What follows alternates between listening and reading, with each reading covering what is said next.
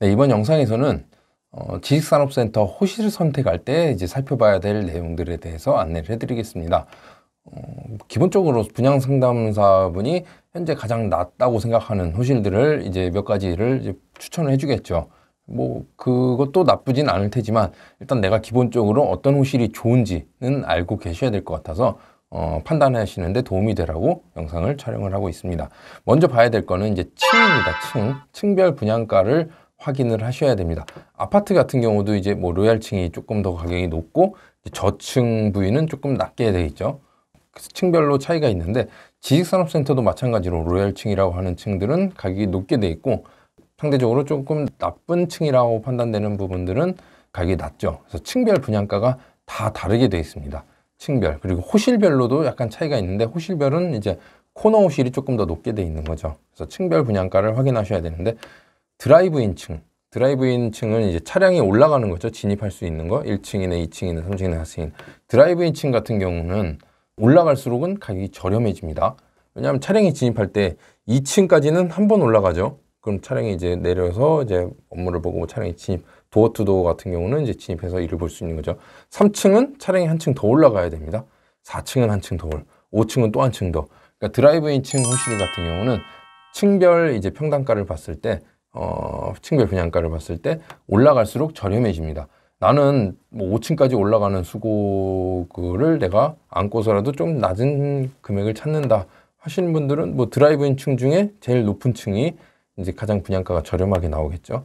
그렇게 확인하시면 되고, 그리고 일반 오피스로 되어 있는 호실 같은 경우는 아파트랑 동일합니다. 오피스는 어차피 차를 뭐 지하든 뭐 주차장에다 대고 엘리베이터를 타고 올라가는 거죠. 조망이 좋죠. 트여 있고 이런 곳일수록 올라갈수록 이제 비싸집니다. 가격이. 그래서 뭐 드라이브인 층이 예를 들어서 10층까지 돼 있다. 뭐 그 이상은 일반 오피스 호실이다. 그러면 10층, 11층, 12층, 13층, 14층, 15층 이제 높은 층일수록 가격이 올라가는 겁니다.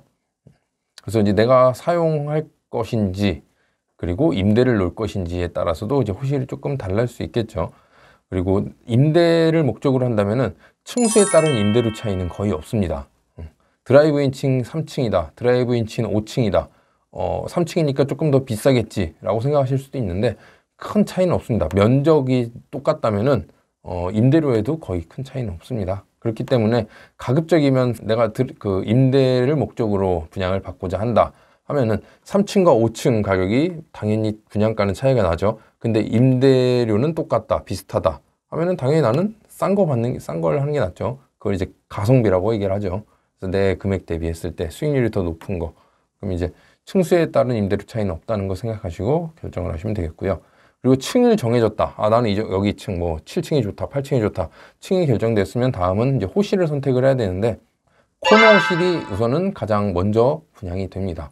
왜냐? 코너 호실은 이전에도 설명드렸지만 각져 있기 때문에 서비스 면적을 2면을 차지하죠. 그러니까 서비스 면적, 발코니 공간이 양쪽으로 생깁니다. 만약에 이걸 확장을 하는 경우는 내부 면적을 더 넓게 사용할 수가 있는 거고, 뭐 여기를 창고 용도나 뭐 혹은 그 밖에 뭐 공간 활용하는 데 있어서 넓게 사용할 수 있죠. 왜냐하면 다른 호실은 이제 옆에 호실은 다 단면으로 돼 있죠. 한쪽 면으로만 서비스 면적이. 근데 이제 코너 호실은 양쪽으로 돼 있기 때문에 그 공간만큼을 계산을 해서 조금 더 분양가를 높게 책정을 합니다. 분양 조건을 확인하시면은 코너 호실은 코너 호실만 안 파는 경우가 많죠. 뭐 2칸을 묶어서 팔든 3칸을 묶어서 팔든 아니면 여기랑 뭐 기숙사를 하나 추가로 분양받아야만 뭐 이걸 가능하든 뭐 이렇게 묶어놓고 파는 경우가 많습니다. 왜냐하면 사람들이 다 너나 할 것 없이 코너 호실을 원하기 때문에 코너 호실 하나만 딸렁 사버리면 다른 호실은 나중에 이제 분양하는 데 있어서 조금 어려울 수 있기 때문에 분양받을 때 이제 코너 호실을 할 사람들은 옆에 걸 더 붙여서 뭐 상술이라면 상술이죠. 그래서 분양 조건 확인할 때 코너 호실은 이제 2개든 3개든 묶어서 이제 분양을 한다는 거 알고 계시면 되겠고요. 호실을 볼 때 이제 방향이나 조망도 보셔야 되겠습니다. 실사용하는 업체도 마찬가지고 나는 어차피 뭐 공장이라서 기계를 돌리니까 뭐 지하도 상관이 없다 하시는 분들도 많은데 이제 가격 생각하면은 방향 남향이냐 동향이냐 서향이냐 가격 차이는 없습니다. 층별로 봤을 때 뭐 남양, 동양, 코너가 아니냐는 차이가 있는데 남양, 동양의 차이는 없다고 보시면 돼요. 그래서 가급적이면 일단 남양이 낫겠죠. 그리고 뭐 조망 따지시는 분들은 앞에 뭐 막히는 게 있느냐, 앞에 뭐 옆에 보니까 동양인데 동쪽에 보니까 이제 건물이 나란히 인접해 있어서 아예 꽉 막혀 있는 경우도 있죠. 그렇게 되면 뭐 굳이 같은 돈을 주고 트여 있는 곳 찾는 게 낫겠죠. 그래서 조망, 현재 여기 뭐 북쪽에 북향인데 우리 사무실은 여기 보니까 뭐가 있는지, 서쪽은 뭐가 보고 있는지 이러한 것도 확인을 하셔야 될 거고, 출입구와 가까운지, 드라이브인 층 같은 경우는 차량이 진입을 해야 되겠죠. 화물차가 들어와서 물건을 싣고 내리는 하역 작업이 필요한 경우는 크게 차량이 많이 움직이지 않는 곳으로 동선을 만들어야겠죠. 그래서 출입구로부터 차량이 올라왔을 때 바로 진입이 가능한지, 아니면 이제 사무실 용도로는 사람이 많은데 엘리베이터 가까운 곳인지, 뭐 화장실 위치는 어느 적당한지, 화장실 가까운지, 화장실 먼지, 이것도 한번 위치를 확인하고 이제 선택을 하셔야 되겠고요. 소음 부분도 굉장히 중요합니다. 왜냐하면 내가 직접 쓰든 임대를 쓰든 당연히 이건 중요하죠. 누군가는 와서 사무실을 사용할 거. 내가 직접 쓰는 것도 중요하지만 임차인을 드릴 때도 굉장히 중요한 부분입니다. 사람들이 보러 왔을 때 소음이 나네. 여긴 좀 아니다. 왜냐하면 뭐 하루 이틀 일하고 말 게 아니라 적게는 1, 2년부터 많게는 뭐 5년, 10년 동안 이제 근무하시는 분들 한 자리에서 하는 업체들이 많습니다. 그러다 보니까 뭐 소음 부분 굉장히 민감하죠. 그래서 실외기 위치가 어디 있는지 건물 내 어디 이제 뭐 보니까 4층을 받았는데 4층 옆에 실외기 공간을 만들어 놨더라고요. 그래서 받을 땐 미처 몰랐는데 나중에 이제 준공 나고 입주하고 나니까 실외기 때문에 우웅 하는 소리가 이제 여름에 많이 들리더라. 저것 때문에 스트레스다 하시는 분들도 봤습니다. 그래서 건물 내에 실외기 위치가 어디에 있는지, 혹은 이제 도로가 있을 수 있겠죠. 나는 뭐 여기가 탁 트여 있어서 여기 쪽을 선택을 했는데, 동양을 선택했는데 동쪽에 뭐 여기 뭐 고속도로가 있다, 간선도로가 있다. 그래서 차가 쉬지 않고 다닌다. 뭐 매연도 있을 수 있고요. 소음도 있을 수 있겠죠.